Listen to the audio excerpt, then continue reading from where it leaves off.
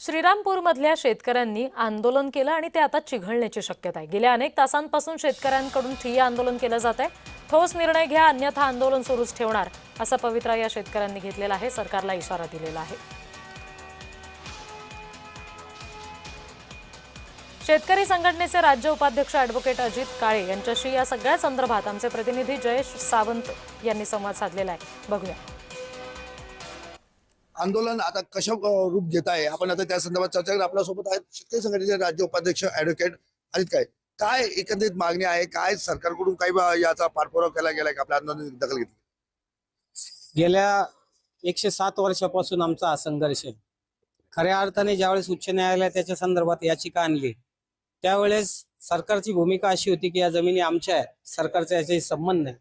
परंतु सरकार उच्च न्यायालयामध्ये या जमिनी सरकारच्या कशा आहेत हे सांगण्यास असमर्थ राहिलं आणि त्याच्यामुळं नाईलाजाने निर्णय घ्यावा लागला सरकारला की या जमिनी आम्ही शेतकऱ्यांना परत करणार आहे। परंतु कायदेशीर अडचण त्याच्यात सांगण्यात आली।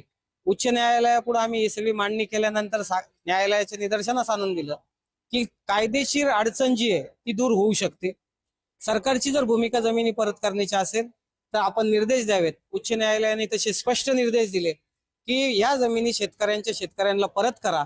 त्याच्यामध्ये जी कायद्याची अडचण आहे ती कायद्याची अडचण 8 आठवड्याच्या आत दूर करून निवडणुकीची प्रक्रिया चालू झाली तरी त्याचा विचार न करता या कायद्यामध्ये दुरुस्ती करा आणि शेतकऱ्यांना जमिनी द्या असा स्पष्ट निर्णय झाला। त्याच्यानंतर मुख्यमंत्री आपले एकनाथ शिंदे होते, त्यांच्या मंत्रिमंडळाने निर्णय घेतला की या जमिनी शेतकऱ्यांना परत करायच्या आहे आणि त्या स्वरूपाचा कायदा दुरुस्तीसाठीचा प्रस्ताव करून राज्यपालांकडे पाठवला।